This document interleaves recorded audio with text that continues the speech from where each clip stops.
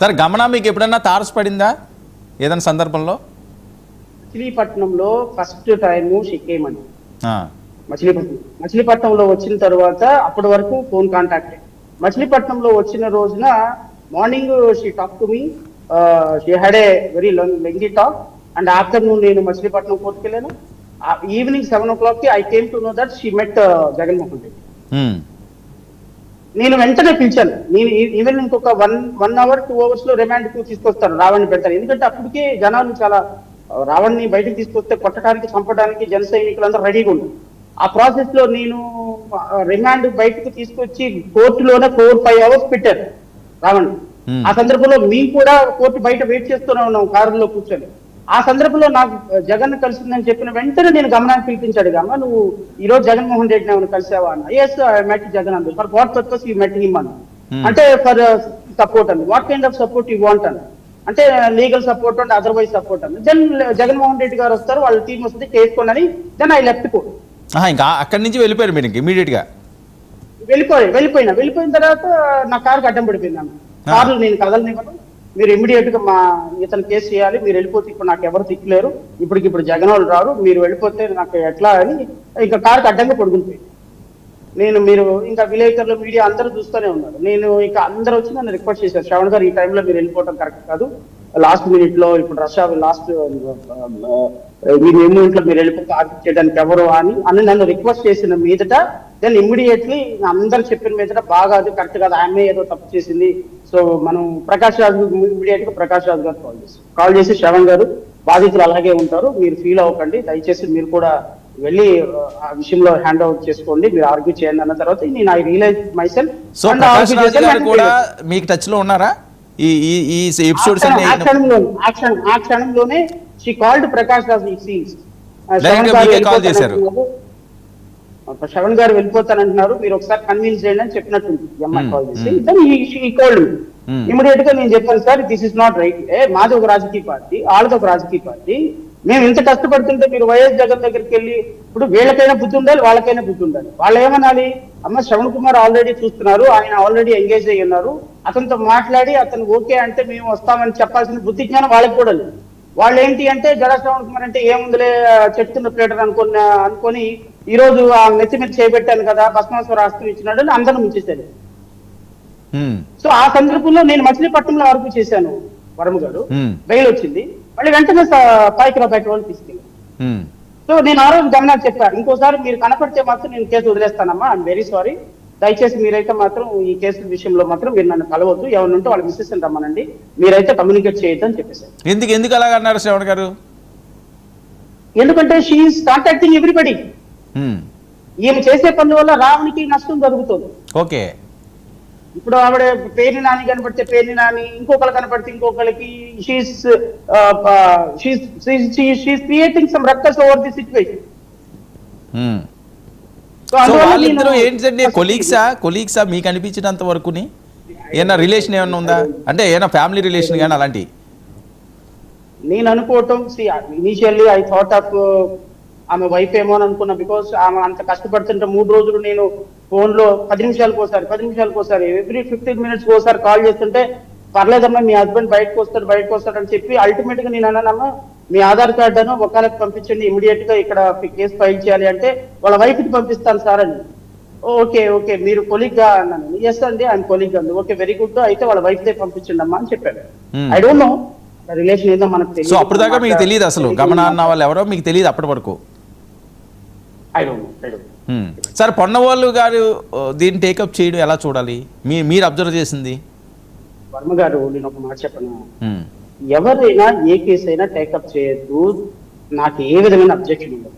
అంటే పొన్నవాళ్ళు గారు వేరు కదండి, పొన్నవాళ్ళు గారు టేకప్ చేసి కేసు నేను అదే చెప్తాను, ఎవరు ఏ విధంగా టేకప్ చేసినా బాధితులకు ఏ లాయర్ మీద నమ్మకం ఉంటుందో, ఏ డాక్టర్ మీద నమ్మకం ఉంటుందో వాళ్ళ దగ్గరికి వెళ్ళిపోతారు. What is a point? మనం అడగటం, మనం ఆగని అంటంలో లేదు. నేను నా మీటింగ్కి వచ్చాడు కాబట్టి రావణ్ విషయంలో నేను బాధ్యత తీసుకొని రావణ్ విషయంలో బయటకు తీసుకురావాలి. Because hours is a political party, నన్ను నమ్ముకొని వచ్చాడు కానీ నేను ఒక బాధ్యత తీసుకున్నాను, దీన్ని టేక్ ఓవర్ చేయాలి. మేబీ రావణ్ ఇంకా ఫర్దర్ గా ముందుకెళ్తే వాళ్ళు ఇప్పుడు ఇంద్రసేన చౌదరి ఇస్తున్న ఫైనాన్షియల్ సపోర్ట్, వీళ్ళ మీటింగ్లు ఎక్కడున్నాయి, వీళ్ళ ఆఫీసులు ఎక్కడున్నాయి, ఇవన్నీ బయటపడతాయి కాబట్టి నన్ను పర్పస్ఫుల్ గా తప్పించి సుధాకర్ వచ్చారా? I don't know. మేబీ నేను ఈ సిచ్యువేషన్ అంతా చూస్తుంటే నాకు అదేనేమో అనిపిస్తుంది. ఇప్పుడు పోలీస్ ఇన్వెస్టిగేషన్ లో ఎవరైతే వీళ్ళ ఆఫీసు అక్కడే ఉందంట, వైఎస్ఆర్సీపీకి సంబంధించినటువంటి బిల్డింగ్ లో ఆఫీస్ ఉందంట, అండ్ ఎవ్రీ మంత్ కొంత అమౌంట్ వాళ్ళకి వెళ్తుందంట. ఇది police speculation, I don't know. నేను అథెంటికేటెడ్ గా నేను కన్ఫర్మ్ చేయలేను వర్మ గారు. కాదు, మీరు కూడా దీని మీద ఎంక్వైరీ చేస్తుంటారు కదా మీ సోర్సెస్ లో. మీరు ఏం తక్కువ ఆయన ఏం కాదు కదా, మీరు ఆవలిస్తే పేగులు లెక్కటేస్తారు. లేదు, అలా ఏం లేదు, అలా లేదు. వాళ్ళు ఆవులిస్తే ఆవులించకపోయినా పేగులు లెక్క పెట్టే వాళ్ళు వీళ్ళంతా. సో వాళ్ళ దగ్గర మన కొప్పులు. మీరు లేట్ గా తెలుసుకున్నారు అది? లేట్ గా ఏం తెలుసుకోలేదు. నేను ఇప్పటికి కూడా వాళ్ళని నేను బాధితులుగానే చూస్తాను వర్మ గారు. కానీ వైఎస్ఆర్సీపీ కూడా ఒక 5 years ఈ పార్టీ రూలింగ్ లో ఉన్న పార్టీగా, ఒక అపోజిషన్ పార్టీగా ఎవరికైనా ఒక బాధ్యత తీసుకునేటప్పుడు దాని కాన్సిక్వెన్సెస్ ఏంటో ఆలోచించాలి, దాని వెనుకున్న మనుషులు ఏంటో ఆలోచించాలి తప్ప కుసిక్కుమని చెప్పేసి ఏదో దొరికింది కదా అని నెత్తిని చేపెట్టేసిస్తే అల్టిమేట్ గా ఇప్పుడు దానివల్ల వాళ్ళందరూ నష్టపోతున్నారు, బాధ్యతలు నష్టపోతున్నారు. వాళ్ళని ఇప్పుడు సార్ ఇప్పుడు ఏంటి ఉపా చట్టం, దీని పర్యవసానాలు, ఇప్పుడు ఏం జరగబోతుంది? రావణ్కి ఏ శిక్ష పడే అవకాశం ఉంటుంది సార్? నేను అనుకోవటం వర్మ గారు, నేషనల్ ఇన్వెస్టిగేషన్ ఏజెన్సీ ఈ కేసుని టేకప్ చేయాలి ఇమీడియట్లీ. ఎన్ఐఏ రావాలి, టెలికాస్ట్ కావాల్సిందే. ఈ రోజు కాక రేపైనా నోటిఫికేషన్ ఇవ్వాల్సిందే, ఎన్ఐఏ రావాల్సిందే. ఎన్ఐఏ వచ్చిన తర్వాత మొట్టమొదటిసారి అసలు రావణ్ని అరెస్ట్ చేసిన దానికి ఒక ప్రధానమైన రిమాండ్ రిపోర్ట్ లో ఉన్న కారణం ఏంటంటే హిడ్మా చనిపోయినప్పుడు ఆయనకి శ్రద్ధాంజలి ఘటిస్తూ ఈ యుద్ధం కొనసాగుతుందని చెప్పి బోర్డింగ్. ఇప్పుడు ఫర్ ఎగ్జాంపుల్ అనుకుందాం, గమన కావచ్చు, లేకపోతే ఈ వీళ్ళు చౌదరి గారు ఎవరు ఆయన వీళ్ళు కావచ్చు, ఫైనాన్షియల్ ఎయిడ్ ఇస్తున్నారు అనుకుందాం, లేకపోతే రావణ్ కంటెంట్స్ పంపిస్తున్నాడే అనుకుందాం, రావణ ప్రభుత్వానికి వ్యతిరేకంగా మాట్లాడుకుందాం అనుకున్నాం. ఇవన్నీ ఏమీ కూడా ఉగ్రవాద చర్యల కిందకు రావే. ఎందుకు రావు? ఒకప్పుడు రఘురామకృష్ణరాజు గారు రచ్చబండ పెట్టినప్పుడు సెడిషన్ కింద రానప్పుడు ఇవి కూడా రావు. ప్రభుత్వానికి వ్యతిరేకంగా ఒక గ్రూప్ ఆఫ్ పీపుల్ ఇంటర్వ్యూలు చేసుకుంటూ ప్రజలు చైతన్యపరిచేటువంటిది ఇట్ డజంట్ కమ్ అండర్ రూపా. ఎప్పుడు వస్తుంది? హిడ్మా చనిపోయినప్పుడు ఆ విధమైనటువంటి వర్డింగ్ రిమాండ్ రిపోర్ట్ లో ఉంది. దీనికి సబ్సిక్వెంట్ గా క్యారీడ్ మెటీరియల్ ఏమైనా ఉందా లేదా అని రేపు చూస్తారు.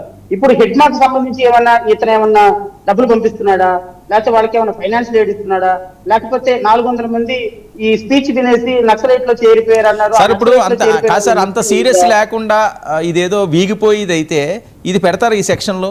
అంత ఇన్వెస్టిగేషన్ చేయకుండా, అంత డీప్ గా ఇన్వాల్వ్ అవ్వకుండా, లేకపోతే వాళ్ళు బ్యాకప్లు తీసుకోకుండా 100 లో 94% ఊపా కేసెస్ ఆర్ ఎక్విటల్.